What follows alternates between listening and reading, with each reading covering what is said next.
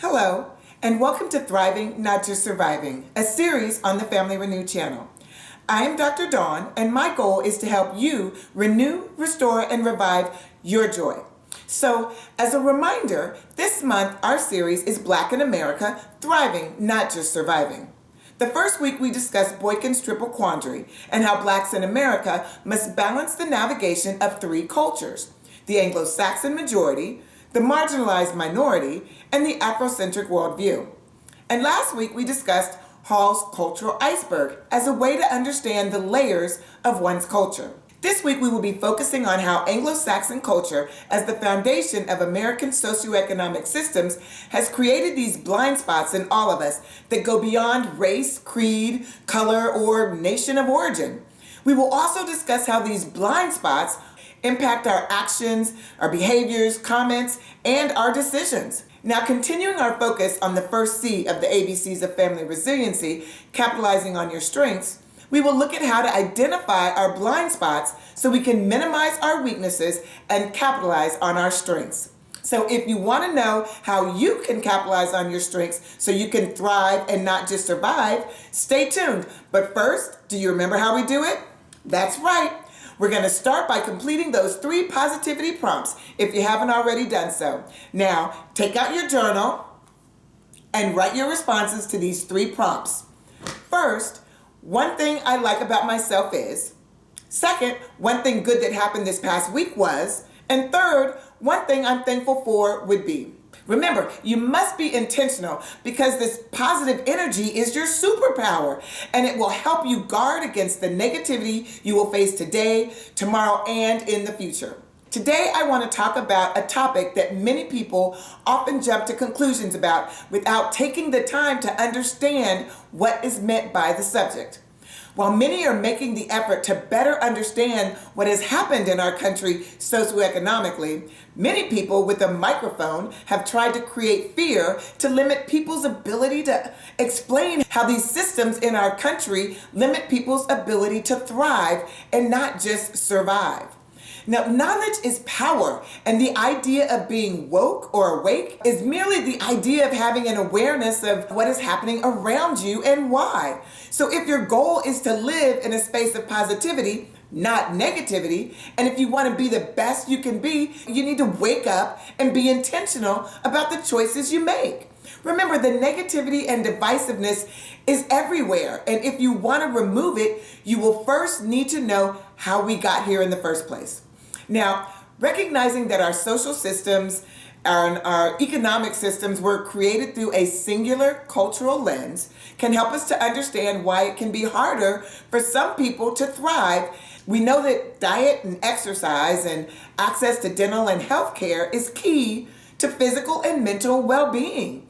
We know that being able to read by the 3rd grade is a predictor of high school graduation and obtaining economic stability. And we know that economic stability is necessary for our ability to provide safe housing and the basic necessities of life. If we have all of these things, we can be optimistic so we can believe in ourselves and our futures. These systems, healthcare, education, and economic, that are necessary for a life of thriving, not just surviving, need to embrace the values and beliefs of the many cultures that make up our country today. As our country is changing demographically and technology and social media are advancing, the systems are more and more difficult for all of us to navigate.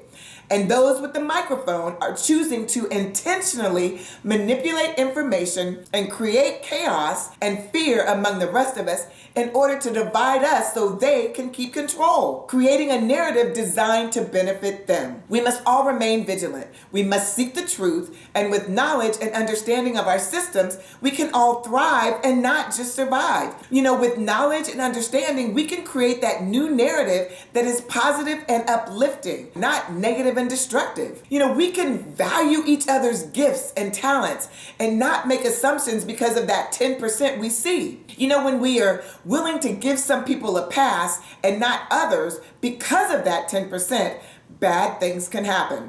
A brief example of something that happened when I remember in college, I was in this small group communications class One of my classmates, an African American male, talked about how he and his Caucasian male friend in high school would go into stores, and while the security guard followed him around, the Caucasian male friend would steal the things that they wanted. Now, I mean, this is not a tragic example, but exemplifies how implicit biases impact our actions and behaviors and the actions and behaviors of others. It is this biased cultural lens that we've all been brought up in that blinds us to a person's true gifts and talents or to their flaws. You know, whether you are discounted because of your race or your gender, your religion, your skin color, your height, your weight, your sexual orientation. I mean, you name it, people's implicit biases impact the way we interact with each other. It's that 10% of one's culture that is visible that continues to get in the way of our having a healthy life and culture and community.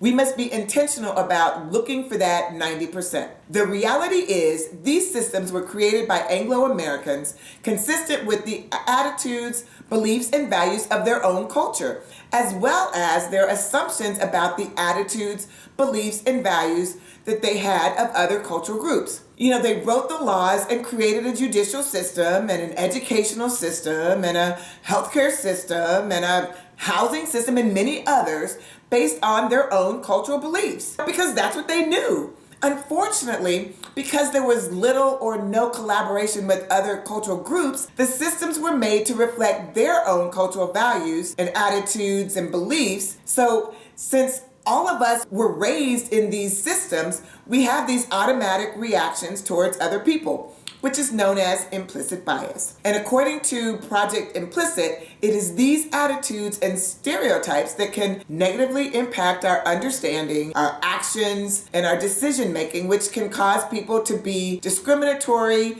unintentionally. And it can underlie the disparities that we see in healthcare and policing and education, as well as organizational practices like hiring and promotion.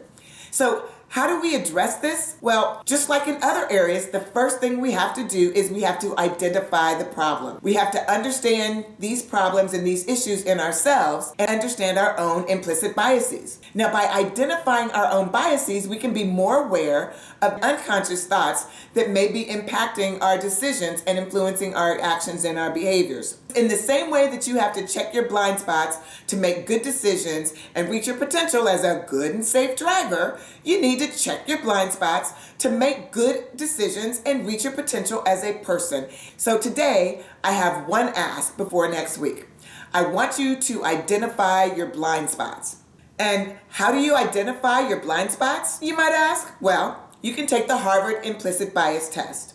Now, if you go to implicit.harvard.edu, there are 15 different tests.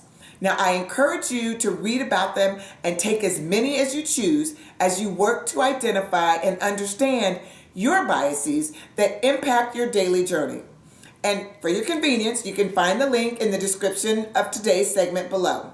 Now, if there's one takeaway from this segment I want you to have, it is to know your blind spots and actively analyze your decisions and see if you can identify the automatic assumptions you make and try to rethink your decisions with a different lens. So you too can reach your potential as a person who believes in themselves and their future. By knowing your blind spots, you will be able to more insightfully capitalize on your strengths so you too can thrive and not just survive. Now, if something I mentioned in today's segment resonated with you, please leave a comment below.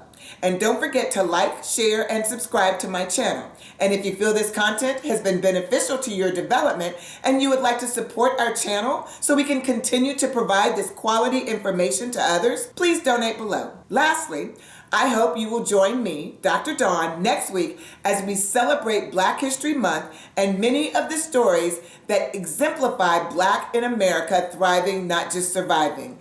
We will look at the stories that explore their strengths and their talents and their gifts and how they navigated all of these experiences and challenges so that they could thrive and not just survive.